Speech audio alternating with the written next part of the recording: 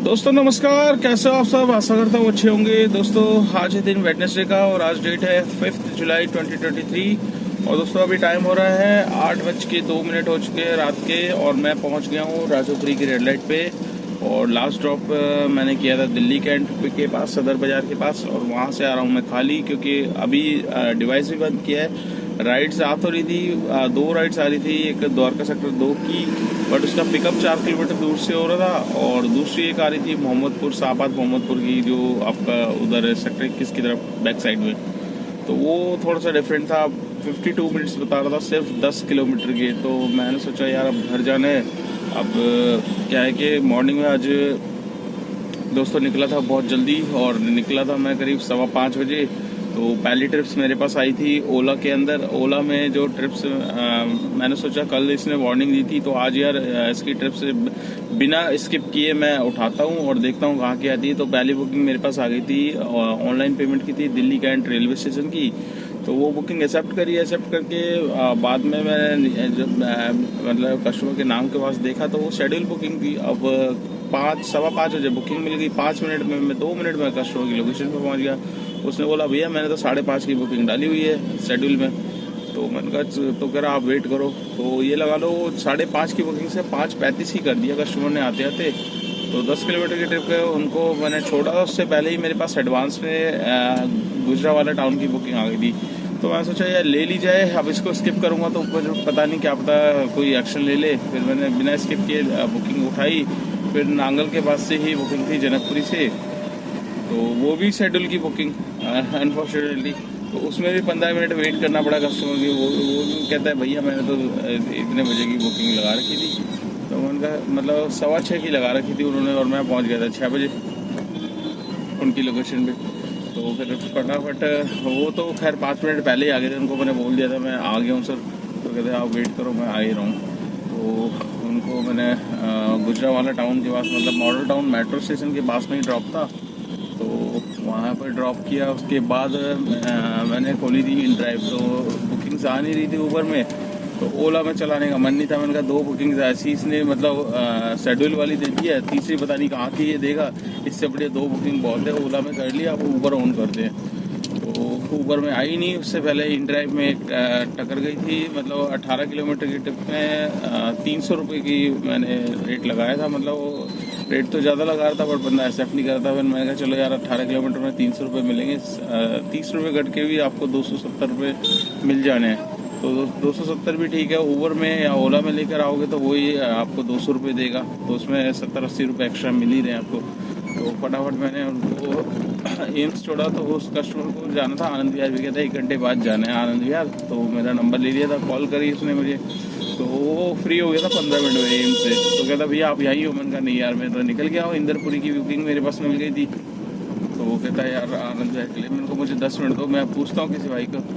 तो पहले मैंने हमारे मित्र थे उनको पूछा, वो नहीं था। फिर मैंने मेरा पड़ोसी था उसको मैंने पूछा कहाँ पर है। तो उसने बताया भी काजी कामा प्लेस के पास में ही है। तो मैंने कहा भाई बुकिंग है, अगर चाहिए तो 300 रुपये में आनंद विहार की ट्रिप है, मतलब 15-16 किलोमीटर है वहाँ से।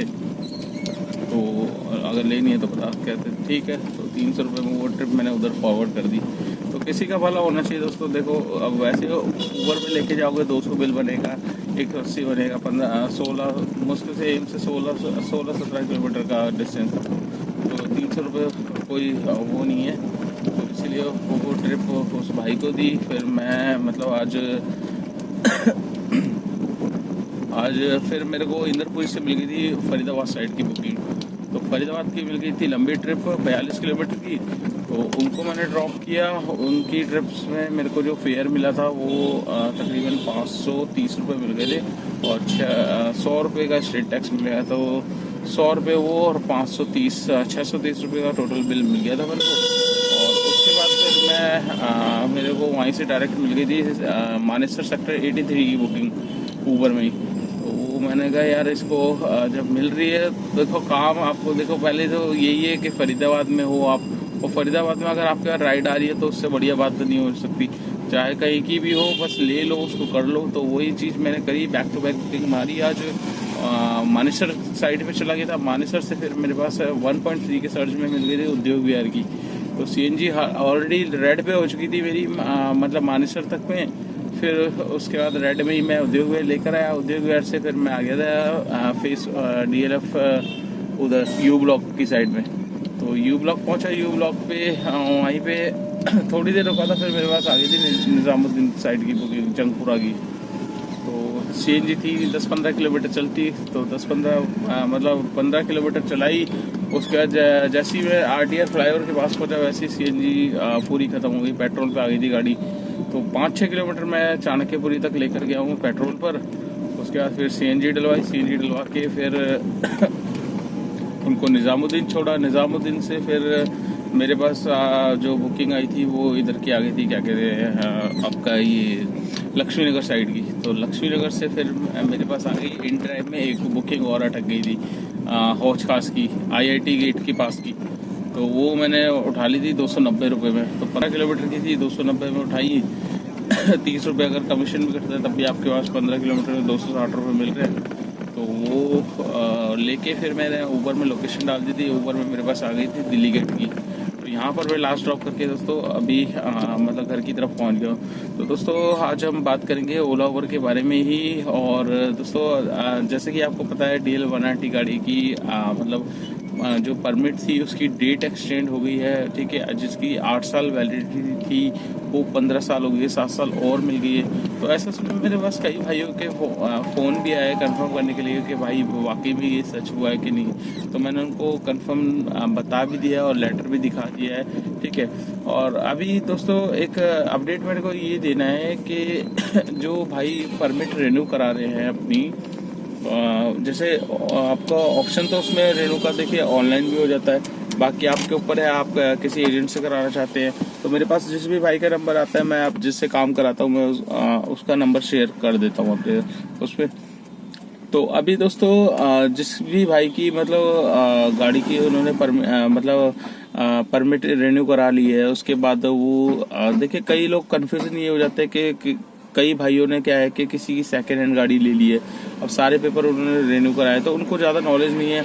तो उनको ये नहीं पता कि NCR में अगर जा रहे हैं तो हमें NCR के टैक्स भरने पड़ेंगे, और NCR टैक्स भरने वो जा रहे हैं तो खाली परमिट लेके जा रहे हैं। तो वहाँ जाके क्या है कि वहाँ पर जब वो काउंटर पे जाते हैं और टैक्स भरने के लिए, तो वहाँ से उनको डिमांड होती है कि आपको NCR लेटर लाने पड़ेंगे। तो दोस्तों ये NCR लेटर क्या होते हैं, देखिए NCR लेटर जो होते हैं, NCR आपका मतलब जहाँ जैसे हरियाणा का आपको NCR का परमिट मिला है तो उसका NCR लेटर पूरा अप्रूवल लेटर होगा। वो आपको जहाँ से आपने परमिट रिन्यू कराई दिल्ली अथॉरिटी से है तो वहाँ से आपको तीनों लेटर दिए जाएंगे। एक राजस्थान का होगा, एक हरियाणा का होगा, एक UP का होगा। तो ये 3 लेटर अगर आपने परमिट रिन्यू करा ली है और उसके बाद आपने ये 3 लेटर नहीं लिए हैं, तो जब तक आपके पास ये 3 लेटर नहीं होंगे दोस्तों आप टैक्स नहीं भर सकते, चाहे हरियाणा का, चाहे राजस्थान का, चाहे UP का। तो फर्स्ट आपको कराना है क्या है कि आपने रिन्यू करा लिया या रिन्यू करा रहे हो परमिट, तो उसके साथ साथ वो 3 लेटर भी साथ में जिस भी भाई से आप काम करा रहे हो उससे वो लेटर भी लेना। उसके बाद जाके आप टैक्स कटवा सकते हो। और बिना आप ये मत सोचो कि आपने परमिट रिन्यू करा लिए तो आपका टैक्स भी भर गया है, नहीं दोस्तों, टैक्स अलग होता है, काउंटर सिग्नेचर अलग होता है। अगर आप हरियाणा में जाते हो तो हरियाणा का टैक्स भरना पड़ता है, 1250 रुपये का टैक्स होता है 1 साल का हरियाणा का। और UP अगर जाते हैं तो UP का आपका 5900 रुपये का टैक्स है, मतलब आपका टोटल 3 साल वो एज पर परमिट पे दिया जाता है। जितने साल की परमिट आपको मिली है, 5 साल की मिली है तो 5 साल का मिलेगा, अगर 3 साल की रिन्यू कराने के बाद मिली है तो 3 साल का आपको टैक्स मिलेगा। तो बिना परमिशन लेटर के आपको कोई भी टैक्स नहीं भरेगा, चाहे आप UP चले जाओ चाहे हरियाणा चले जाओ। तो जिस भी भाई ने गाड़ी अभी परमिट नहीं मतलब सेकेंड हैंड गाड़ी ली है और परमिट वगैरह का रिन्यू करा लिया है तो वो NCR के लेटर भी ज़रूर लीजिए, क्योंकि आपको देखिए जब तक दिल्ली में काम करना बहुत वो है, अगर आपको फ्रीडम होके काम करना है, लंबे टिप्स लेनी है तो आपको NCR आना पड़ेगा, हरियाणा आना पड़ेगा, UP भी जाना पड़ेगा, तो उसके लिए आपको टैक्स भी भरना पड़ेगा।